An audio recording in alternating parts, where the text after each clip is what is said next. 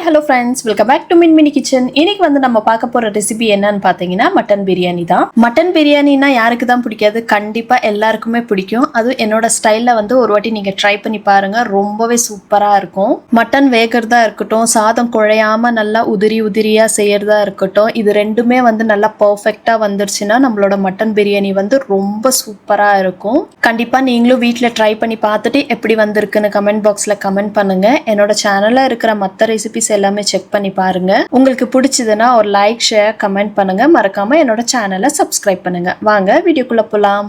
1 kilo mutton எடுத்துக்கலாம். இதை வந்து நல்லா வாஷ் பண்ணிக்கணும். உப்பு கொஞ்சமாக வந்து மஞ்சள் தூள் போட்டுட்டு நல்லா வாஷ் பண்ணிக்கோங்க. மட்டன் வந்து நல்லா ஃப்ரெஷ்ஷாக இருக்கணும். அந்த மாதிரி இருக்கிறத பார்த்து எடுத்துக்கலாம்.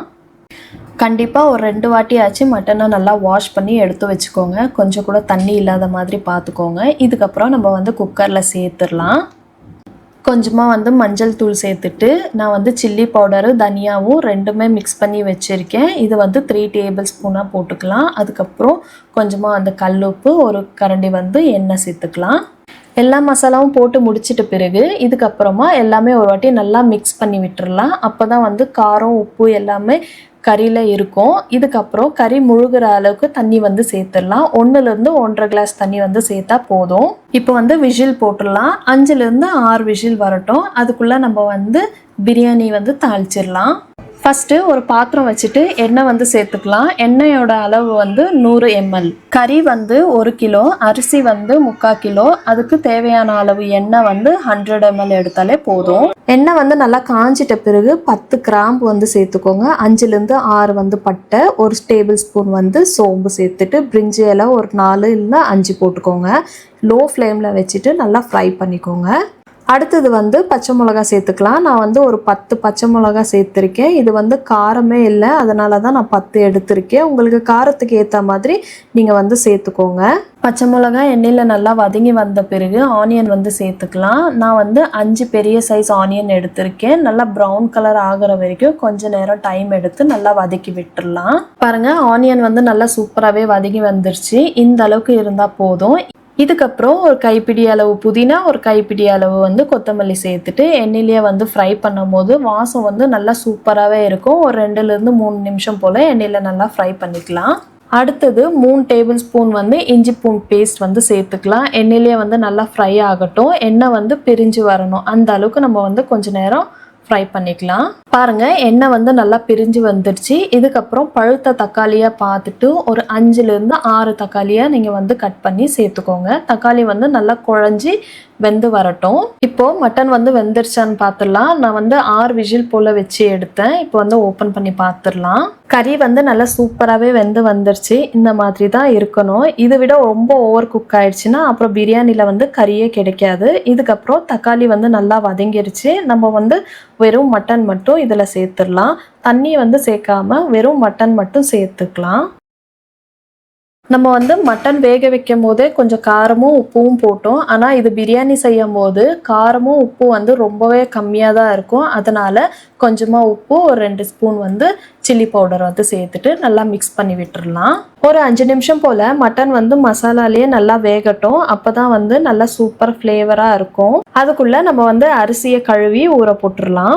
இந்த அரிசி வந்து வீட்டில் ஆஸ் யூஸ்வலாக நம்ம யூஸ் பண்ணுவோம் இல்லையா, அதே அரிசியில தான் நான் வந்து இன்றைக்கி மட்டன் பிரியாணி செய்ய போகிறேன். பாஸ்மதி ரைஸ் ஆகட்டும், இல்லை ஜீரக சம்பா அரிசி ஆகட்டும், இது எதுவுமே நான் வந்து எடுக்கலை.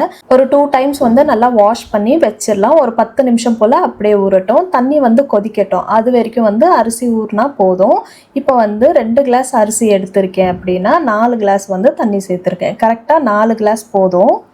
சேர்த்துட்டு நல்லா கொதிக்கட்டும். ஒரு வாட்டி நல்லா மிக்ஸ் பண்ணி விட்டுடலாம். தண்ணி வந்து கொதிக்கட்டும். மூடி போட்டு வச்சிடலாம். ஒரு 10 நிமிஷம் போல் ஓப்பன் பண்ணி பாருங்கள். தண்ணி நல்லாவே கொதிச்சு வந்துடுச்சு. இதுக்கப்புறம் நம்ம வந்து அரிசி சேர்த்துடலாம். அரிசி வந்து சேர்க்கறதுக்கு முன்னாடி சால்ட் இருக்கா இல்லையா அப்படின்னு ஒரு வாட்டி நீங்கள் செக் பண்ணிவிட்டு அதுக்கப்புறமா அரிசி சேர்த்துக்கோங்க. அரிசி போட்ட பிறகு ஒரு 5 நிமிஷம் வந்து நல்லா கொதிச்சு வந்த பிறகு தண்ணியோட அளவு வந்து செக் பண்ணுங்கள். இது வந்து நான் ஃபஸ்ட் டைம் செக் பண்ணுறேன். ஒரு வாட்டி நல்லா மிக்ஸ் பண்ணிவிட்டு அப்படியே குக் ஆகட்டும்.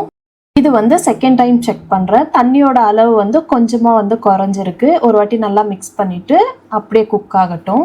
இப்போ பாருங்கள், தேர்ட் டைம் வந்து நான் செக் பண்ணுறேன். தண்ணியோட அளவு வந்து ஓரளவுக்கு நல்லாவே குறைஞ்சிருக்கு. அரிசியும் வந்து 70 to 80% வந்து நல்லா குக் ஆகிருக்கு. இந்த டைமில் வந்து நம்ம தம் போட்டோம்னா நம்ம பிரியாணி வந்து சூப்பராக வரும். இப்போ வந்து நம்ம தம் போட்டுடலாம். தம் போடுறதுக்கு முன்னாடி கொஞ்சமாக வந்து கொத்தமல்லி சேர்த்துடலாம். அதுக்கப்புறம் ஒயிட் கலர் கிளாத்து ஒரு டாயின் ஒன்று எடுத்துட்டு நல்லா இறுக்கமாக கட்டி விட்டுடலாம். இதுக்கப்புறமா மேலே ஒரு பிளேட் வச்சுட்டு அதுக்கு மேலே வந்து வெயிட்டாக ஏதாச்சும் ஒரு பொருளை எடுத்து வைங்க. அப்போ தான் உள்ளே இருக்கிற ஸ்ட்ரீம் எல்லாம் வந்து வெளியே வராது. நம்ம தம் போட்டாச்சு. ஃபஸ்ட்டு வந்து தவா வச்சுக்கோங்க. அதுக்கப்புறம் பிரியாணி பாத்திரம், அதுக்கு மேலே வந்து வெயிட்டான பொருளாக பார்த்து நீங்கள் வச்சுக்கோங்க. இப்படி தான் வந்து ஒரு 30 minutes நம்ம தம் போடணும். இப்போது நம்ம ஓப்பன் பண்ணி பார்த்துடலாம். கரெக்டாக வந்து 30 minutes தம் வச்சேன். எந்த ஒரு எடிட்டிங்லேயும் நான் வந்து கட் பண்ணலை. அப்படியே எப்படி இருக்கோ அதே மாதிரி உங்களுக்கு ஓப்பன் பண்ணி காமிக்கிறேன் பாருங்கள். ஓப்பன் பண்ணிடலாமா? வாவ், சூப்பராக இருக்குது. அரோமா வந்து ரொம்பவே நல்லா இருக்குது. இப்போ வந்து ஒரு மிக்ஸ் கொடுத்துடலாம். எடுத்ததுமே வந்து அடியிலிருந்து நல்லா மேலே எடுத்து நல்லா மிக்ஸ் பண்ணணும். அப்போ தான் வந்து அடி பிடிச்சிருக்கா இல்லையா அப்படின்னு தெரியும். கண்டிப்பாக வந்து அடி பிடிக்காது. நான் வந்து 30 minutesனால் 30 minutes தான் வந்து தம் போடணும். சாதம் வந்து நல்லா சூப்பராக குக்காக இருக்குது.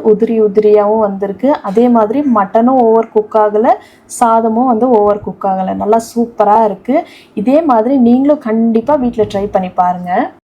ஃபைனலாக மட்டன் பிரியாணி வந்து ரொம்ப சூப்பராக வந்திருக்கு. கண்டிப்பாக நீங்களும் வீட்டில் ட்ரை பண்ணி பார்த்துட்டு எப்படி வந்திருக்குன்னு கமெண்ட் பாக்ஸில் கமெண்ட் பண்ணுங்கள்.